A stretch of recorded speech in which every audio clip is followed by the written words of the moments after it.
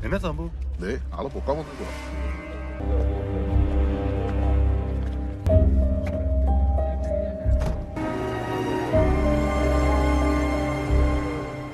Masih dalam penyelidikan mayat Varun, mereka harus menunggu hasil tes DNA 2 hari lagi. Keesokan harinya, keluarga George Kuti kembali diinterogasi oleh polisi dan juga kedua orang tua Varun. Meski mayat Varun sudah ditemukan, George Kuti tetap tidak mengaku soal mayatnya Varun. Tidak lama setelah itu, kepala polisi memanggil si Jos, yang mana dialah yang menjadi saksi pada malam itu. Namun, meskipun begitu, George Kuti tetap mengaku kepada semuanya jika malam itu dia dan keluarganya pergi keluar kota. Begitu mendengar pernyataannya, ibu Varun langsung menonjok muka George Kuti. Karena saking jengkelnya, akhirnya kepolisian menunjukkan barang bukti lain, yaitu berupa rekaman suara Rani persisnya saat berbicara kepada Syarita. Secara tidak langsung, rekaman itu semakin menyudutkan mereka. Anju yang sedang menderita epilepsi merasa syok karena mendengar bentakan. Sampai pada akhirnya, Anju pun akhirnya tumbang di tempat. Tanpa menunggu waktu yang lama, Anju segera dibawa ke rumah sakit. George Kuti yang tidak tahan keluarganya tersiksa, dia mengatakan akan mengakui semuanya. Setelah di dalam suatu ruangan bersama polisi, George Kuti pun menjelaskan kronologinya. Dalam cerita George Kuti, dia menjelaskan kalau malam itu ketika dia pulang dari kantor, dia melihat seseorang telah mengendap-endap ke rumahnya. Karena mengira orang itu pencuri, George Kuti datang membawa tongkat besi. Karena pria itu akan kabur, maka George Kuti tidak sengaja memukul kepalanya. Menyadari pria itu sudah tewas, lalu dia menguburnya di halaman rumah. Karena tahu pekerjaan di kantor polisi selesainya besok, maka George Kuti memindahkan mayat itu ke sana. Sebab dia merasa kalau tempat itu jauh lebih aman. Para polisi yang sudah mengetahui kejadian yang sebenarnya langsung sadar jika George Kuti sedang berbohong. Namun, itu semua dia lakukan hanya untuk melindungi keluarganya. George Kuti juga mengatakan kalau pakaian Varun berserta besi yang digunakan sudah dia bungkus dan akan diserahkan kepada polisi, di mana benda tersebut nantinya akan menjadi barang bukti saat di pengadilan. Setelah selesai diinterogasi, kepala polisi langsung memberitahu orang tua Varun terkait keterangan yang dilontarkan oleh George Kuti. Namun, ibunya Varun tidak terima jika hanya George Kuti yang diusut dalam kasus ini. Dia merasa jika semua keluarganya itu terlibat dan harus masuk ke dalam penjara. Para polisi meminta ibu Varun agar sementara bersabar dulu. Polisi juga mengatakan biarlah George Kuti yang masuk penjara dulu. Setelah itu, mereka terus mengupas kasusnya, sampai akhirnya memasukkan keluarga George Kuti ke penjara. Setelah berdiskusi cukup panjang, ibunya Varun menerima usulan itu. Sementara di sisi lain, ketika menyadari George Kuti akan ditangkap polisi, Rani merasa bersalah kepada suaminya itu. Sebab Sarita yang sudah dianggap keluarga sendiri justru malah mengkhianati dirinya. Hingga tiba masanya, George Kuti dibawa ke pengadilan meninggalkan keluarganya itu. Ketika pengadilan akan dimulai, orang tua Varun tidak sabar mendengar hasilnya. Lalu, tak lama setelah itu, ada si Pak penulis datang menemui mereka.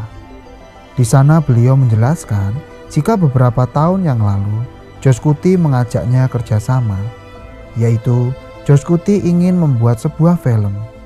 Namun, ketika Pak penulis menjelaskan, ada satu fakta yang terjadi ketika Pak penulis menceritakan alur filmnya. Rupanya sama persis dengan kasus Varun. Melihat Pak polisi dan lainnya kebingungan, akhirnya Pak penulis menjelaskan inti ceritanya itu, di mana di dalam cerita itu ada seorang ayah dari keluarga sederhana. Ayah tersebut memiliki anak yang masih kuliah.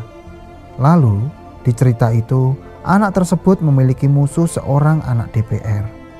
Hingga suatu malam, anak DPR itu mendatangi anaknya untuk beradu 1 lawan 1. Saat ayahnya tiba dari kantor, beliau melihat anaknya menangis di dekat mayatnya. Untuk melindungi keluarganya, sang ayah menyuruh anak dan istrinya itu pergi ke suatu tempat yang jauh. Sedangkan si ayah dia mengubur mayat anak DPR itu. Sang ayah mengubur mayat itu tepat di bawah kantor DPR yang sedang dibangunnya. Mendengar cerita tersebut, polisi pun kaget dan merasa kebingungan. Kemudian Pak penulis meneruskan ceritanya. Di situ dia bilang, jika si ayah merasa polisi akan menemukan mayat itu. Sang ayah kemudian memasukkan sebuah bukti ketika mayat anak itu ditemukan. Sang ayah kemudian mengakui tentang semua perbuatan pembunuhan itu. Polisi kemudian menyimpulkan jika sang ayahlah dalang dibalik semua ini. Film tersebut kemudian diakhiri ketika pemeran utama itu masuk penjara. Mendengar cerita itu, mereka semua menyimpulkan sesuatu, yaitu bahwa George Kuti sudah memperhitungkan semuanya hanya untuk dijadikan sebuah film. Namun, ketika ibunya Farun bertanya, mengapa film itu belum tayang? Padahal ceritanya sudah selesai 2 tahun yang lalu. Pak penulis kemudian menjelaskan jika cerita itu sudah terbit dalam sebuah novel. Terbitnya sendiri kurang lebih 6 bulan yang lalu. Novel tersebut berjudul Drishyam dan juga sudah dijual di pasaran. Penerbitan itu sendiri dilakukan agar cerita itu memiliki hak cipta dan tidak ditiru oleh penulis lain. Pertanyaan selanjutnya kemudian muncul. Kenapa sampai sekarang filmnya belum dibuat? Pak penulis lalu menjelaskan lagi kalau George Kuti ingin mengubah cerita di akhir film. Pembicaraan itu kemudian terhenti ketika kepala polisi menerima telepon, yaitu dari salah satu pengacara di pengadilan. Di sana dia mengatakan jika terjadi sebuah masalah kecil, yang mana George Kuti tidak mengakui pembunuhan itu dan bilang kalau polisi yang memaksanya. Pengacara George Kuti juga merasa kalau polisi menangkap kliennya tanpa bukti sama sekali. Bahkan, bisa jadi tuduhan polisi itu terinspirasi dari novel yang judulnya adalah Drishyam. Dari sini kita menyadari tujuan George Kuti menyuruh merilis novel itu lebih dulu bukan karena ingin mendapatkan hak cipta, namun tujuan tersebut untuk membantu George Kuti dalam persidangan. Pengacara George Kuti menjelaskan jika hasil penyelidikan polisi sangat persis dengan novel tersebut, sehingga bisa dikatakan jika polisi meniru kasus itu seperti di novel. Pak penulis kemudian melanjutkan lagi. Tiba-tiba terkuak sebuah fakta mengejutkan. Di pengadilan itu diumumkan hasil tes DNA. Hasil tersebut menerangkan kalau itu bukanlah mayat Farun. Pak penulis kemudian menjelaskan lagi jika cerita yang ditulis George Kuti itu adalah cerita yang sebenarnya. Setelah George Kuti mengubur mayat Farun, dirinya tak henti-hentinya mencari berita di mana ada pemuda mengalami luka seperti Farun. Setelah George Kuti menemukan berita anak muda yang meninggal dan mengalami luka di kepala, George Kuti langsung mencari lokasi dikuburkannya mayat itu. Ketika menemukan lokasinya, di sana dia bertemu dengan penggali kubur.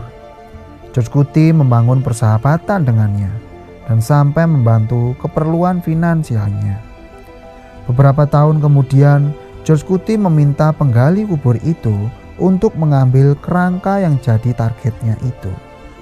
Karena penggali kubur itu merasa hutang budi, akhirnya dia pun menuruti permintaan George Kuti itu. Tanpa pikir panjang, dia pun menyerahkan kerangka mayat itu. Tidak sampai di situ, George Kuti juga menemui seorang satpam, yang mana satpam itu bertugas di kantor forensik. Karena mengetahui kebiasaan mabuk si satpam, George Kuti pun juga membangun pertemanan dengannya. George Kuti terus menjajakan si satpam dengan terus membelikannya minuman beralkohol. Bahkan George Kuti juga terus menjanjikan kalau si satpam akan bermain di filmnya. Mendengar janji-janji tersebut, Pak Satpam pun langsung antusias dan menyetujuinya. Rencana George Kuti ternyata berjalan dengan mulus. Pak Satpam sering mengajak George Kuti ke kantor untuk sekedar mabuk di sana. George Kuti sempat menanyakan, apakah ada CCTV di kantornya? Pak Satpam menjawab kalau di kantornya sangat aman. Ketika polisi menemukan mayat Farun sebenarnya, George Kuti segera bergerak dengan cepat. Ketika kerangka Farun disimpan di kantor forensik, George Kuti mengajak si satpam minum bersama. Kemudian ketika si satpam itu mabuk berat, dengan cerdik George Kuti menukar kerangka tersebut. Kerangka itu dia tukar dengan mayat yang dia dapat dari penggali kubur. Tidak cukup sampai di situ, kerangka Farun kemudian dibawa ke hutan, lalu dibakar sampai menjadi abu. Sedangkan di kantor forensik tadi, kini adalah kerangka dari orang lain yang tak punya keterkaitan DNA dengan orang tua Farun. Kemudian saat di persidangan pun, hakim menyatakan jika George Kuti tidak bersalah.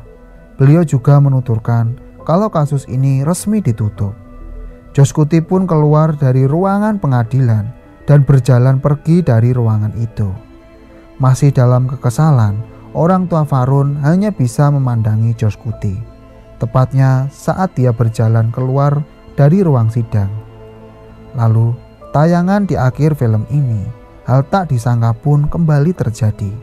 Di situ diperlihatkan jika George Kuti mengirimkan abu kerangka Farun, yaitu kepada salah satu pendeta.